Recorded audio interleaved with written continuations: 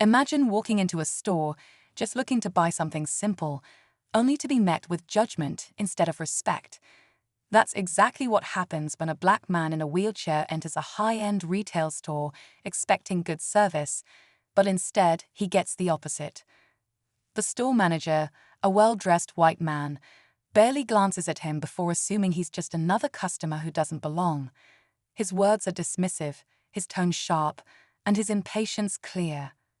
The manager refuses to help, making it obvious he sees the man as less than. But what he doesn't know: this customer isn't just anybody. He's the CEO of the very company that owns the store. As tensions rise and the mistreatment continues, the moment of truth gets closer. What will happen when the manager finally realizes who he's been talking down to? Stay tuned, because this story is about to take a shocking turn. The manager scoffs, crossing his arms as he looks down at the man in the wheelchair. "We don't have anything in your price range," he says with a forced smile, barely hiding his irritation. Other employees glance over but stay silent, too afraid to step in.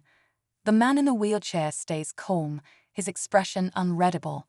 He's been in situations like this before, people making assumptions based on how he looks, how he moves. He knows exactly what's happening, but he lets the manager dig himself deeper. "Are you sure about that?" the man asks, his voice steady. The manager huffs. "Sir, I'm very busy. If you're not going to buy anything, I need you to leave." Still, the man doesn't react the way the manager expects. Instead, he looks around, scanning the store he actually owns. The employees, the products, the entire operation, it all runs under his leadership. And yet, he's being treated like he doesn't belong. A quiet tension fills the store as a few customers glance over, sensing something is off. The manager sighs loudly, clearly eager to move on. "Look, I don't have time for this. If you're not going to make a purchase, I suggest you leave." His words are sharp, dismissive, almost rehearsed, like he's used to brushing people off just like this. The man in the wheelchair tilts his head, studying him. "Is that how you treat all your customers?" he asks, his tone calm but firm. The manager smirks. "I treat serious buyers with respect," he replies. "We have a certain standard here." A younger employee nearby shifts uncomfortably, her eyes darting between the two men. She knows something isn't right. She's seen the manager treat others like this before, judging people based on appearance, assuming who's worth his time and who isn't. But this time, something feels different, like she's watching a mistake unfold in real time. The man in the wheelchair remains still, his gaze locked on the manager, but there's something unreadable in his expression, something that makes the younger employee even more uneasy. The manager, however, doesn't notice. He's too busy assuming he's in control of the situation.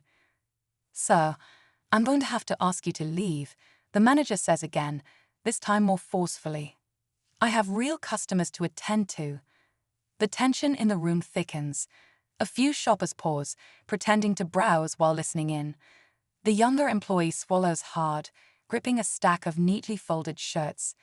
She knows she should say something, but the fear of losing her job keeps her quiet. Then, finally, the man in the wheelchair leans forward slightly. His voice is calm but carries an undeniable authority. "And if I don't?" The manager scoffs. "Then I'll have security escort you out." A brief silence follows. The man lets out a small chuckle, shaking his head. "That won't be necessary," he says. Then, slowly, he reaches into his pocket and pulls out a sleek black card, one that only high-level executives in the company would have. He places it on the glass counter, tapping it lightly. The younger employee's eyes widen. She recognizes that card. The manager, however, is still oblivious, too caught up in his own arrogance. "What's that supposed to mean?" the manager asks, his patience wearing thin. The man finally looks him in the eye. "It means you just made a very big mistake." The manager lets out a dry laugh, shaking his head. "A mistake," he scoffs. "Look, I don't know what kind of game you're playing, but flashing a fancy card isn't going to change anything. This store has policies, and I don't make exceptions." The man in the wheelchair doesn't react.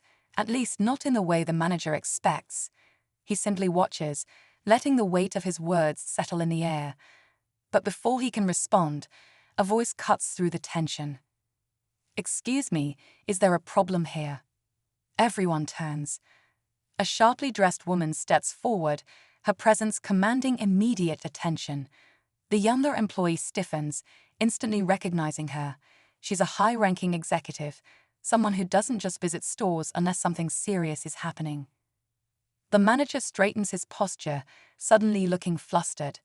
"Oh, no problem at all," he says quickly. "I was just handling a situation." The woman's gaze shifts to the man in the wheelchair. The moment she sees him, her expression changes completely. Respect, even nervousness, flickers across her face. The younger employee notices it right away. Handling a situation, the woman repeats, her voice cool. "Do you even know who you're speaking to?" The manager hesitates, glancing at the man again, but the confidence in his eyes begins to waver. Something isn't adding up. For the first time, he feels a shift in power, but it's too late to take back anything he's said. The store falls into silence. Customers watch, employees hold their breath, and the man in the wheelchair simply waits, because now, the truth is about to come crashing down. The manager swallows hard, his confidence slipping as the executive's words sink in. His mind races, trying to piece together what he's missed. He glances at the man in the wheelchair again, this time with a hint of doubt. But before he can speak, the executive steps forward, her tone sharp. "You just disrespected the CEO of this company," she says, her voice cutting through the silence like a blade. A gasp ripples through the store. The younger employee's eyes widen in shock. The customers watching exchange stunned looks. But no one is more shaken than the manager himself. His face drains of color as he stares at the man in the wheelchair, now realizing why he had remained so calm. I didn't know," the manager stammers, his voice barely above a whisper. The CEO exhales, shaking his head. "That's the problem," he says. "You didn't take the time to know. You judged me the moment I walked in." The weight of his words hangs heavy in the air. The manager scrambles to recover. "Sir, I truly apologize. If I had known." The CEO holds up a hand, stopping him. Respect shouldn't depend on who someone is. Every customer deserves to be treated with dignity. The store remains silent, the tension still thick. The younger employee watches, knowing this moment will change everything. Then, just when the manager thinks it can't get worse, the CEO turns to the executive. "We need to talk about leadership in this store, immediately." The manager's breath catches. He knows exactly what that means. His future here is no longer in his hands. The manager lowers his gaze, realizing there's nothing he can say to undo what's been done. The executive gives him a pointed look before turning to the younger employee. "Can you assist Mr. Carter with anything he needs?" The employee nods quickly, stepping forward. "Of course," she says, her voice steady but filled with newfound respect. She had suspected this man was important, but now she understands. He isn't just powerful, he's fair. The CEO offers her a small nod before glancing around the store one last time. "This place has potential," he says thoughtfully, "but it starts with the right people leading it." The message is clear. The manager takes a shaky step back as reality sets in. As the CEO wheels toward the exit, he doesn't look back. He doesn't need to. The lesson has been taught. Respect should never be a privilege, it should be the standard.